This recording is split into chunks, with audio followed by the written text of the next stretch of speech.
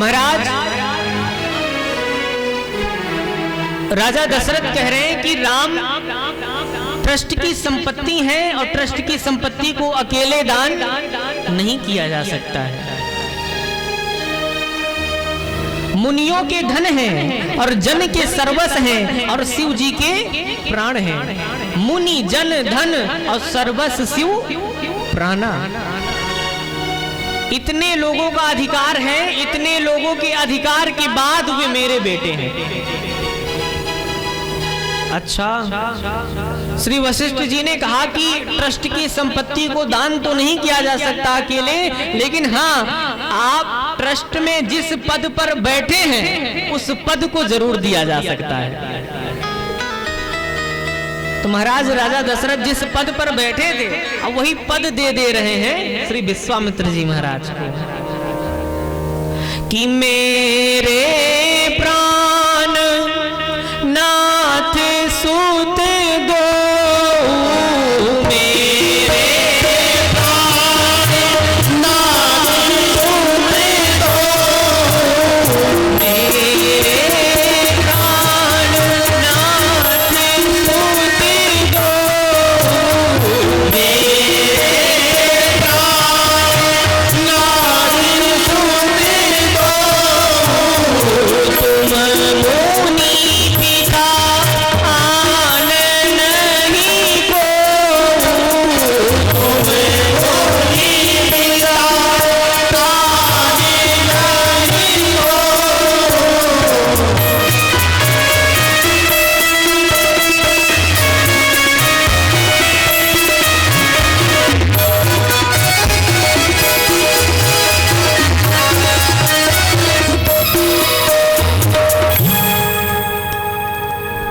महाराज राजा दशरथ अब अपने पद को ही दे रहे हैं कि मेरे प्राण नाथ सुत और दो, और तुम मुनि पिता आन नहीं को।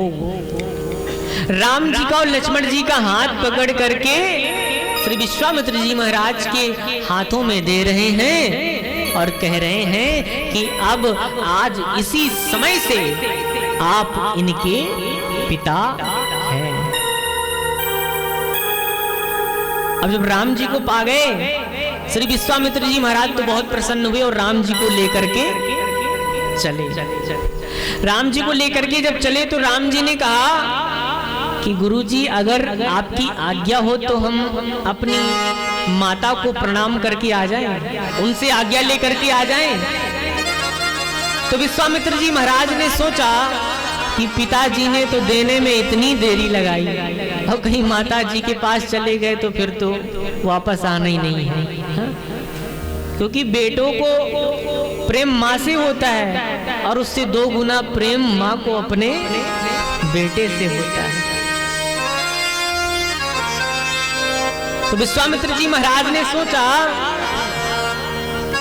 कि कहीं माता जी ने ना कर दिया तो फिर तो हमारा काम बिगड़ जाएगा, और फिर सोच रहे कि अगर हमने राम को माता से प्रणाम करने के लिए नहीं भेजा तो उनका संस्कार बिगड़ जाएगा।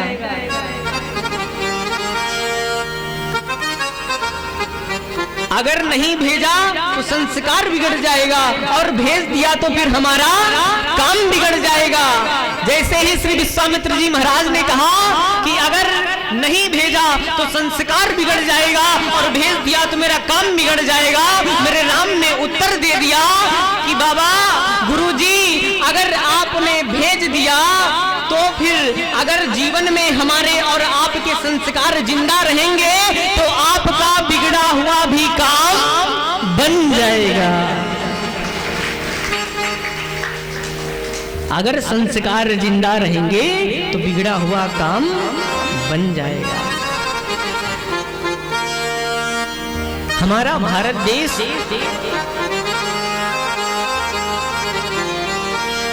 संस्कारों की संस्कृति है। और फिर श्री विश्वामित्र जी महाराज ने माता कौशल्या के पास प्रणाम करने के लिए भेजा। राम जी जैसे कौशल्या माता के पास पहुंचे और उन्होंने कहा कि मैं श्री विश्वामित्र जी महाराज के साथ जा रहा हूँ। माता ने तुरंत आज्ञा दे दी। आज्ञा क्यों दे दी? क्योंकि उनको भगवान शंकर पहले से ही बता के बैठे हैं कि बाबा जी आएंगे, ले जाएंगे और फिर विवाह करा के लाएंगे। तो इसीलिए उन्होंने कोई रोक टोक नहीं किया, क्योंकि उनको पहले से ही मालूम है।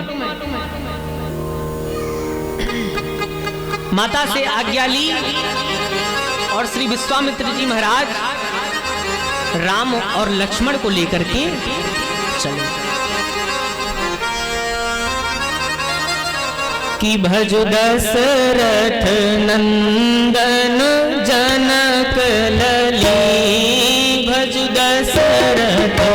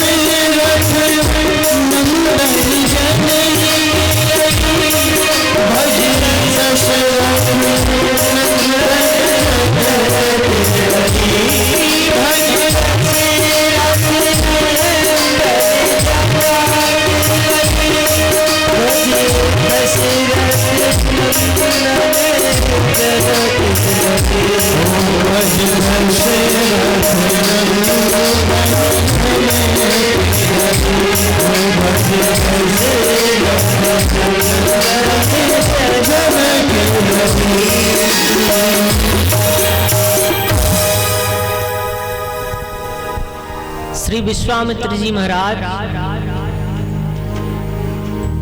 भगवान राम और लक्ष्मण जी को लेकर के चले। आगे आगे विश्वामित्र जी महाराज, उसके पीछे राम जी और उसके पीछे लक्ष्मण जी। विश्वामित्र जी है गुरु, राम है परम पिता परमेश्वर और लक्ष्मण जी है वैराग्य। गुरु के पद चिन्हों पर वही व्यक्ति चल सकता है जिसके पीछे वैराग्य हाथ धोकर पड़ा। क्या गुरु जी आगे बढ़ाते जा रहे हैं और वैराग्य पीछे लौटने नहीं देगा और बीच में है, तब आगे ही आगे बढ़ना है। चलने में भी कितना संकेत है। राम जी को लेकर के जब थोड़ा सा आगे बढ़े, जंगल में पहुंचे, राम जी ने कहा कि गुरुजी अगर आपकी आज्ञा हो तो इस पहाड़ के उस तरफ मयूर नृत्य कर रहे हैं, आपकी आज्ञा हो तो इस पर चढ़ करके मैं नृत्य देख लूं। विश्वामित्र जी ने कहा कि ठीक है देख लो। राम जी जैसे चढ़ने लगे तो विश्वामित्र जी महाराज ने कहा कि अरे राम उतराओ उतराओ उतराओ उतराओ, गिर जाओगे चोट लग जाएगी।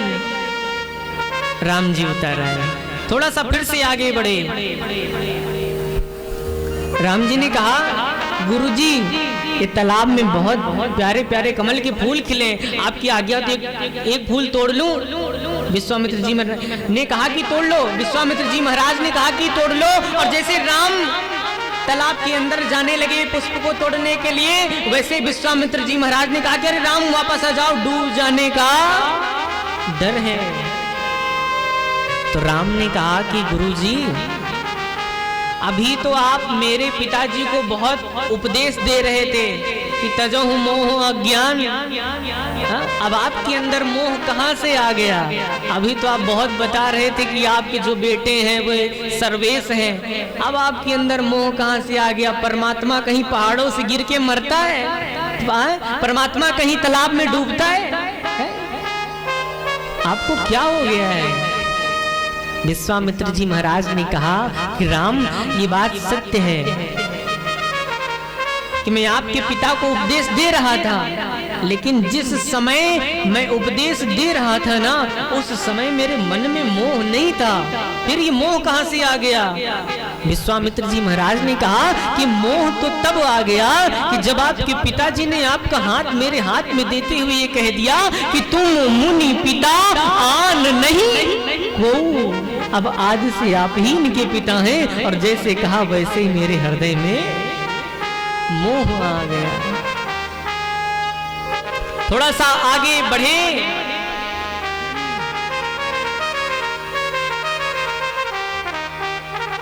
विश्वामित्र जी महाराज अपने प्रभु की पहचान करना चाहते हैं कि हम जिनको लेकर के आए हैं ये वही हैं कि कोई और हैं। क्यों?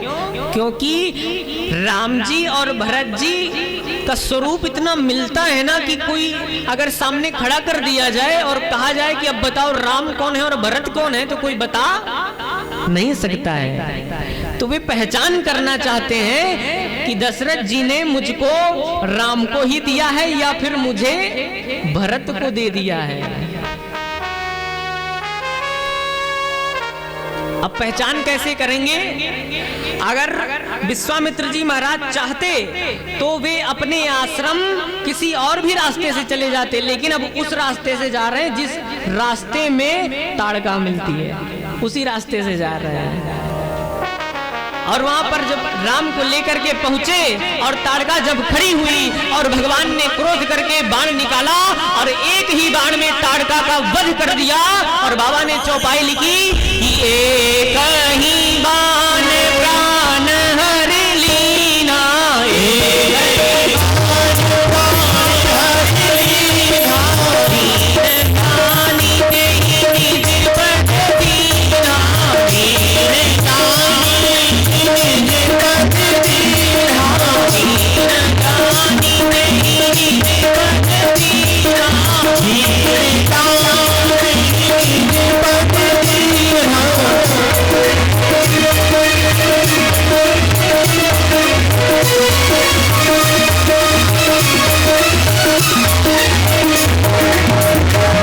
भगवान ने क्रोध करके धनुष और बाण निकाला और एक ही बाण में ताड़का का वध कर दिया।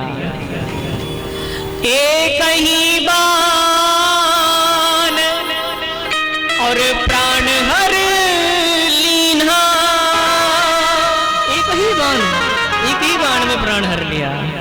और देखो कि दीन जानी यही और निज पद दीना, दीन जान करके निज पद और दीना, अपने चरणों में जगह दे दी, निज पद और दीना। अच्छा, ये ताड़का तो राक्षसी थी, इसको दीन क्यों कह रहे हैं? ताड़का तो राक्षसी थी, इसको दीन क्यों कह रहे हैं? ताड़का का अर्थ है दुरासा। भगवान को छोड़ करके अन्य किसी से भी आशा करने वाले को दुरासा कहते हैं। हम भगवान को छोड़ करके किसी से भी आशा करेंगे तो उसको दुरासा कहते हैं। और इस दुरासा को एक ही बार में मिटाया जा सकता है, इसीलिए राम जी ने केवल एक ही बाण का प्रयोग किया और दुरासा को मिटा दिया। क्यों? क्योंकि दूसरा बाण अगर प्रयोग में लाते तो वहां पर द्वैत भाव प्रकट हो जाता, और कहते हैं कि क्रोध जब भी आता है तब द्वैत भाव के कारण आता है। अगर आपके हृदय में समभाव आ जाएगा तो फिर क्रोध आने का कोई चांस नहीं है। हम अपने बेटे को तो अपना समझते हैं, लेकिन पड़ोसी के बेटे को अपना नहीं समझते हैं। अपने बेटे को देखेंगे तो अपनापन आएगा, लेकिन पड़ोसी के बेटे को देखेंगे तो नहीं आएगा।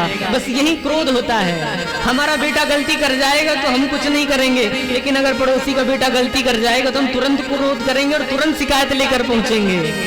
अरे देखो तुम्हारा बेटा आज ही गलती कर रहा था। लेकिन अगर आपके हृदय में मैया, अगर आपके हृदय में संभाव आ गया कि जितने बेटे हैं सब हमारे ही हैं, क्योंकि माँ तो माँ होती है ना, सबके बेटे को अपना बेटा समझने लगेगी ना, तो फिर क्रोध नहीं आएगा। और ताड़का को भगवान ने मन रूपी दर्पण मैला जान करके, दोनों नेत्रों को नेत्रहीन जान करके, ऐसी दीन जान करके ताड़का को राम ने अपना निज पद दिया। और जब श्री विश्वामित्र जी महाराज ने देखा कि नारद जी ने, श्री विश्वामित्र जी महाराज ने जब देखा कि ताड़का का वध हो चुका है और ताड़का मर गई, और मरने के बाद वो तर गई, और जब विश्वामित्र जी महाराज को पूरा विश्वास हो गया कि ये मेरे राम ही हैं, तब उन्होंने सारी विद्या राम को दे दी कि विद्या निधि कहूं, विद्या निधि कहूं और विद्या दीनी, विद्या निधि कहूं, विद्या दीनी। और राम को लेकर के अपनी कुटिया में आ गए। और जब सुबह हुआ तो राम ने श्री विश्वामित्र जी महाराज से कहा कि प्रात कहा मुनि सन रघुराई, प्रात कहा मुनि सन रघुराई, प्रात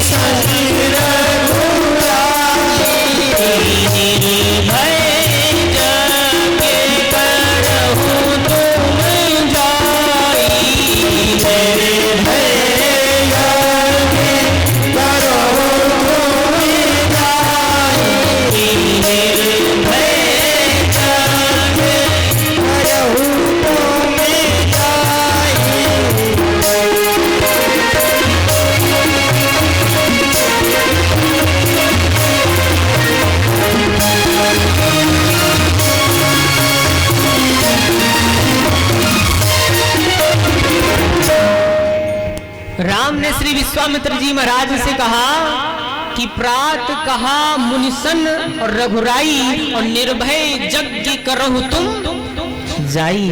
अब आप निर्भय हो जाइए और स्वतंत्रता के साथ जाकर के यज्ञ करिए। क्यों? क्योंकि जब जानकी नाथ सहाय तब कौन बिगाड़ करे नर तेरो। जब स्वयं जानकी नाथ सहायता के लिए खड़े हो गए हैं तो अब बिगाड़ करने वाला कौन हो सकता है। इसलिए अब आप निर्भय होकर के जाइए। कौन राक्षस उनको तंग कर रहे हैं? मारीच और सुबाहु। मारीच है दोष और सुबाहु है दुख। क्या?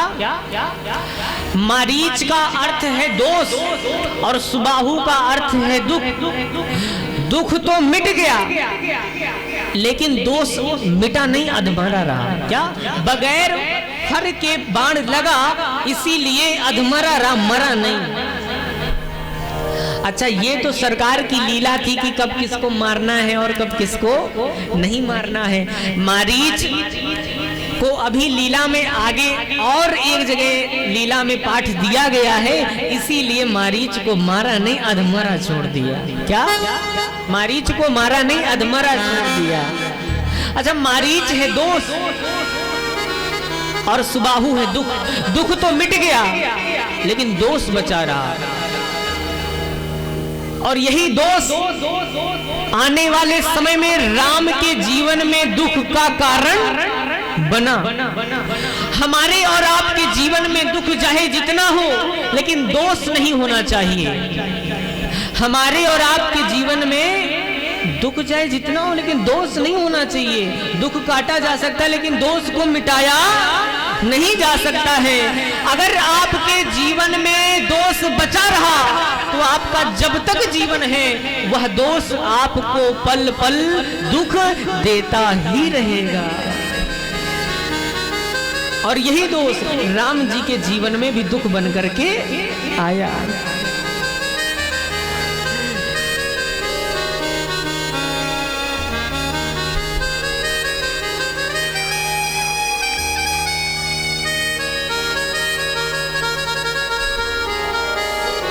बोले श्री सीताराम जी महाराज की जय हो। वैसे कथा विश्राम करने का समय तो हो गया है। आप सबकी क्या इच्छा है, कथा और सुनाई जाए आगे या फिर विश्राम की जाए? सुनाने वाले हाथ नीचे रखेंगे, ना सुनाने वाले हाथ ऊपर उठाए। जिसको कथा नहीं सुननी है वो हाथ ऊपर उठाए।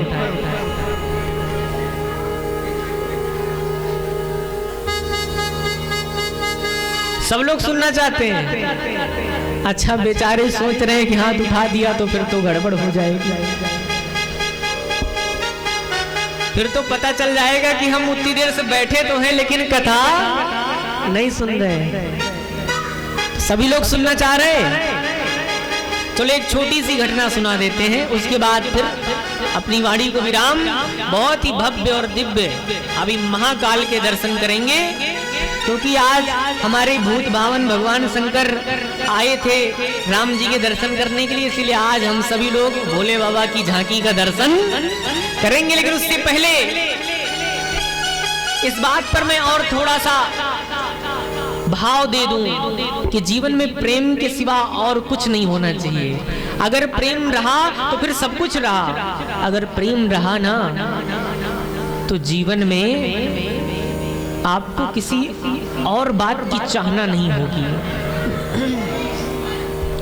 बोले श्री सीताराम जी महाराज की जय हो।